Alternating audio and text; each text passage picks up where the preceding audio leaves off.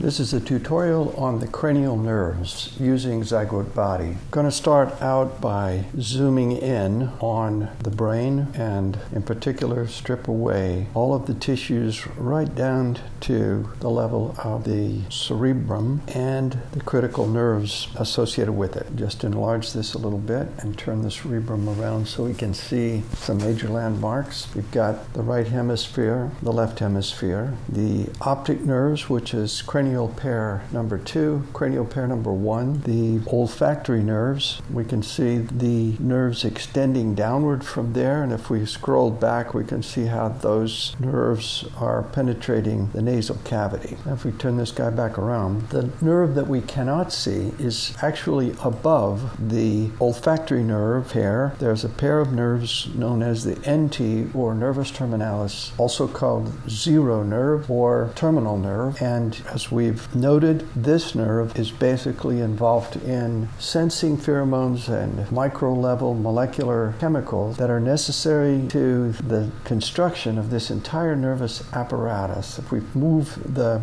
body and look down the spinal column and see how many nerves branch off as we get near the tailbone and then branch into the legs, we see there are a lot of nerves that have to be structured, and they've got to go all the way down to the toes. Those nerves extend a considerable distance, so how do they know where to go? How do they know where to end up? And that's where apparently the nervus terminalis comes in. We're not going to cover all of the functions of the nerves, but just the ones that are well known and well established. Returning momentarily to what's called the neglected cranial nerve, the nervus terminalis, cranial nerve N, we go to the web of science, which is, let me pull this down just a tad. If I pull down this entire thing, you can see that we're tuned into the web of science, which University of Louisiana students can get to through the library connection or through the U-Link page, go to databases. At any rate, here we are at the web of science, and after doing a search for the neglected cranial nerve or nervus terminalis, we come to this reference to a gentleman by the name of Joel A. Walensky. Joel Walensky is one of the leading authorities on the subject matter of nervus terminalis, and he's also an expert in cranial nerves in general. What's he got to say here? Nervus terminalis was clearly identified as an additional cranial nerve in humans more than a century ago, yet remains mostly undescribed in modern anatomy textbooks. Based on the available evidence, the NT appears to be functional in adult humans, should be taught in medical schools and incorporated into neuroanatomy textbooks. Now, that's one other reference that I want to look to. That study, by the way, was published January 2014 in Clinical Anatomy. The one I want to go to next is actually in Clinical Neuropathology, published in 1990. Nervus terminalis cranial nerve 0 in the adult human. Fuller and Berger showed, clear back in 1990, that in 10 post-mortem analyses of adult brains using dissection microscopy, they found the NT nerve in the adult human brain, all 10 specimens. So from 1990, we've been pretty certain that the nervus terminalis is not a figment of somebody's imagination or something that's only found in non-human vertebrate species, as some people had speculated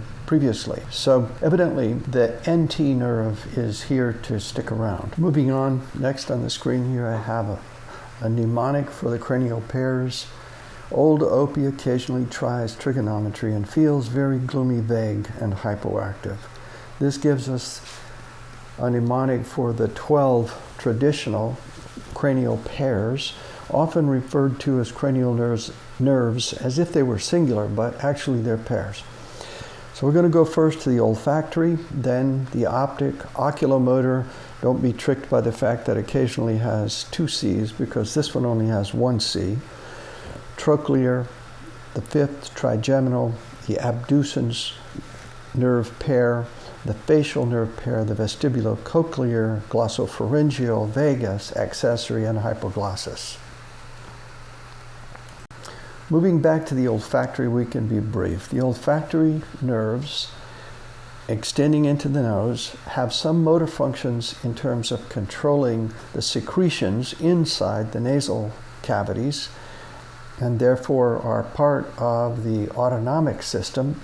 But the primary sensory function of the olfactory nerves is to give us a sense of smell.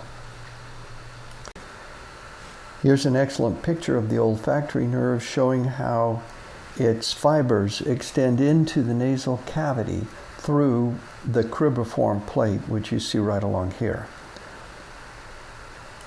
One of the peculiar features of this nerve is that it apparently has some power to regenerate itself. Returning to our zygote body, three-dimensional and animated version of the brain and the nerves, we can see that if the NT nerve is actually embedded in this tissue in the cerebrum above the olfactory pair of nerves, that indeed it's evident that as we name them and number them, if the zero order pair were up here in the cerebrum, the olfactory pair is numbered 1. That would be 0, 1.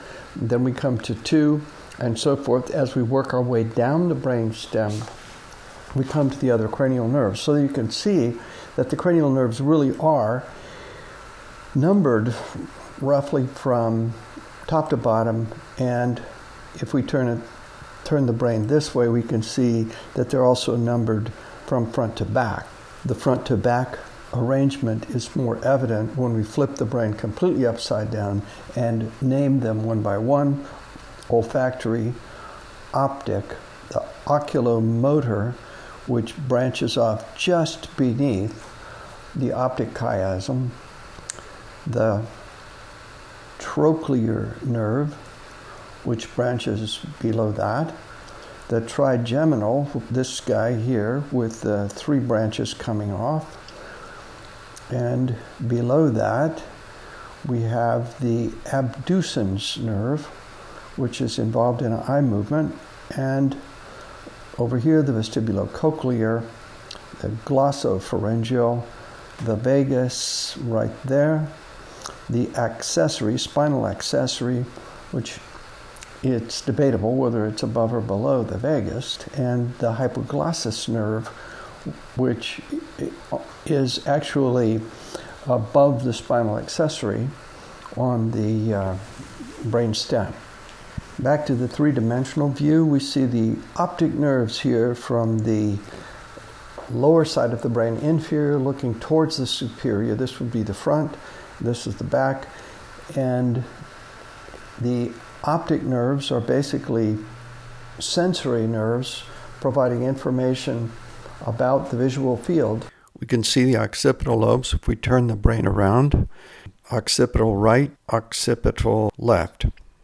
The third cranial is kind of small in this picture, but it branches just beneath the optic chiasm. Let me see if we can make this a little bigger so we can actually see it right here. This would be our oculomotor nerve, or the third cranial pair branching off on both sides. And as we know, the oculomotor pair serves as a kind of master control program for the movements of the eye, and also governs 2 other pairs of cranial nerves: the trochlear pair of nerves, which control the movement of the eyes up and down, and the abducens pair of cranials, which control the movements of the eyes away from the nose. So again, here is the oculomotor nerve, and then for number 4, the trochlear nerve, we're looking right here, and there it is.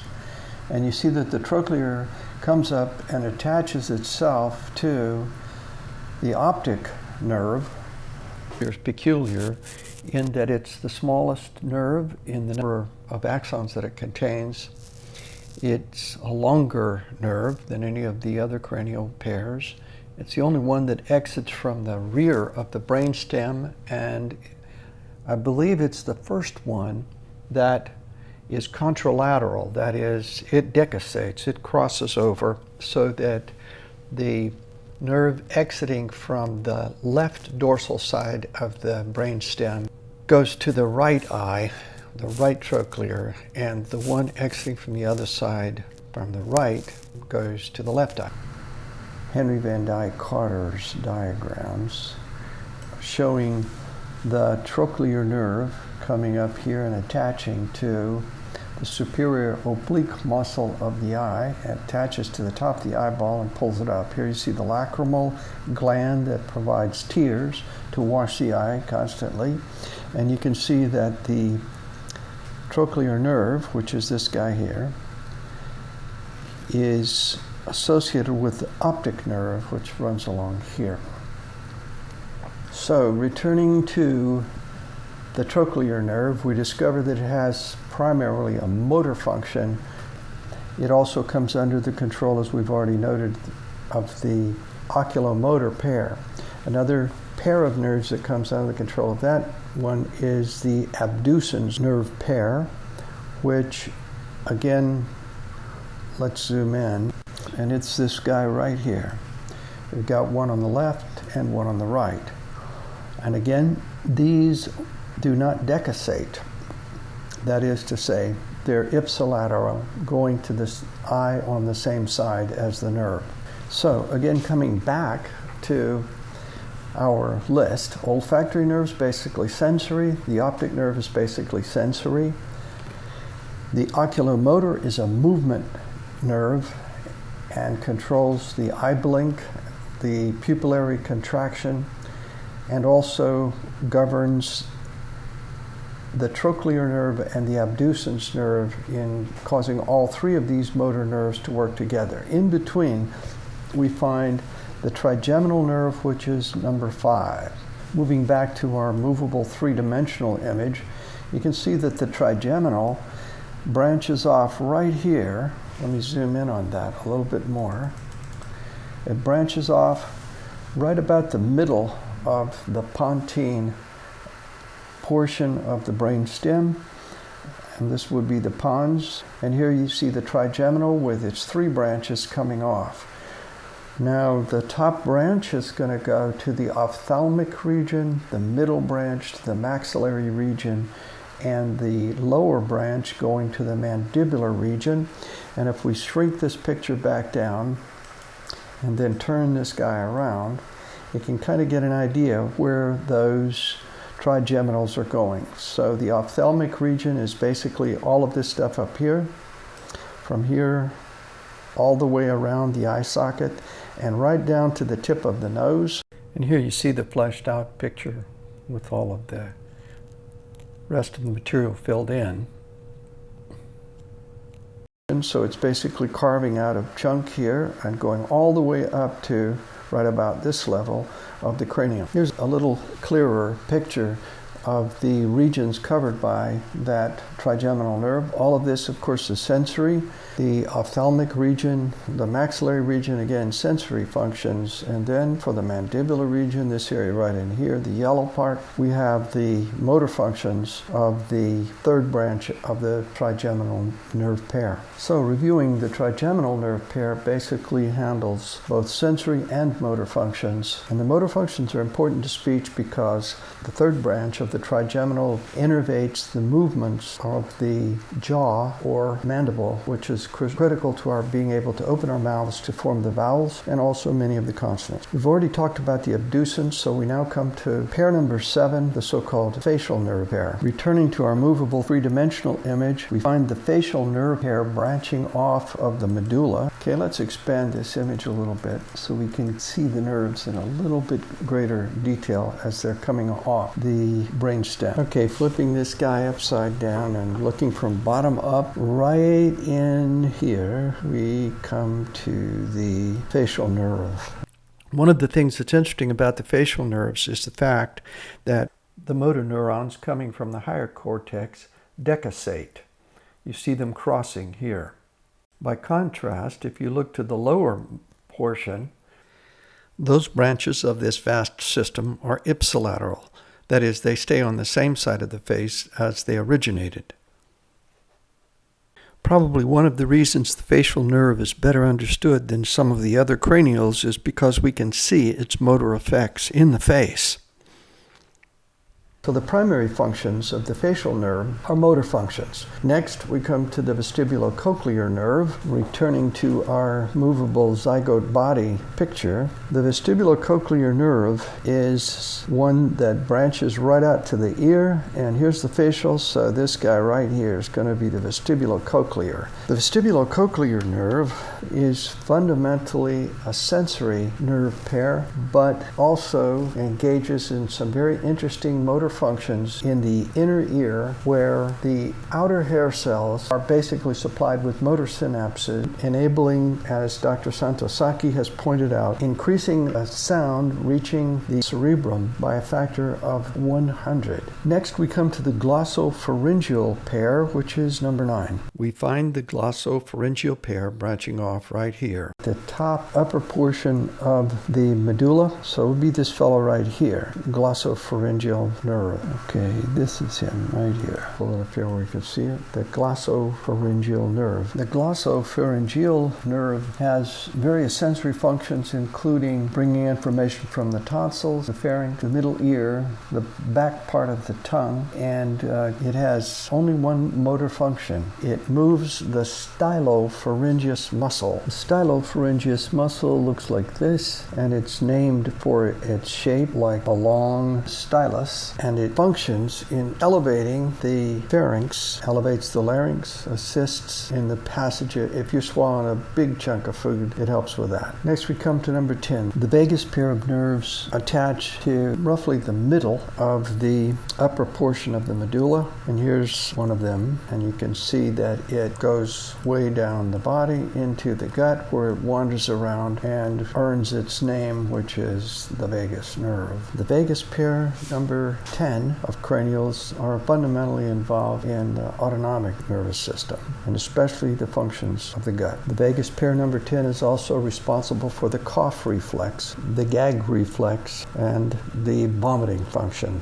That brings us to the accessory pair, the controversial pair of nerves that many people think shouldn't be included with the cranial pairs of nerves. Returning to zygote body, here's the cranial 11 coming off the brainstem, and you can see that it branches off beneath the other cranials and is clear down here into pretty much into the spinal column. Let's see if we can tease out that nerve pair again, this dude here, and then slide the whole thing up and get this up where we can see the accessory nerve, or the accessory spinal nerve. Pulling this down, bring it back into view. Yeah, this is the accessory nerve running along the spine there, and when we click it, you can see that it actually reaches a lot of region beyond the face, and if we can bring the term back up here, reaches clear down here, and it does have a very significant communication function because it innervates the sternocleidomastoid muscle. Here you see a picture of the sternocleidomastoid. It's a big muscle right on the side of your head, attaching at the mastoid just beneath your ear, and then down at the bottom it attaches to the sternum. Let's pull that up in zygote. Okay, here's the muscle that we're interested in, the sternocleidomastoid, and if we turn this guy around, you can see how it attaches really behind the ear to the base of the skull, and then in the front it attaches to the sternum, which is that bone right in the middle. The cleido portion is the part that attaches to the clavicle or the collarbone. Here you see this girl flexing her sternocleidomastoid muscle. She turns her head to the left. You can see the muscle sticking out right in here. Back again to zygote body. Here's the sternocleidomastoid muscle attaching at the back of the skull, and then coming down to attach to the sternum. This is the sternum right in here. This is the manubrium of the sternum, part that's maneuverable, and it's articulated with the clavicle bone, which is also known as the collarbone, and you can see that the sternocleidomastoid muscle also attaches right in there. If we blow this up a bit, the clavicle here, the cleido portion. Although some insist that the sternocleidomastoid and that particular motor function may have very little to do with high functioning cortical planning that goes into the construction of discourse, it's kind of important to, following a conversation, being able to turn your head to look to the person who's speaking, as you can see this young woman doing here. With the spinal accessory nerve accounted for, pair number 11 of the cranials, come finally to the hypoglossal nerve.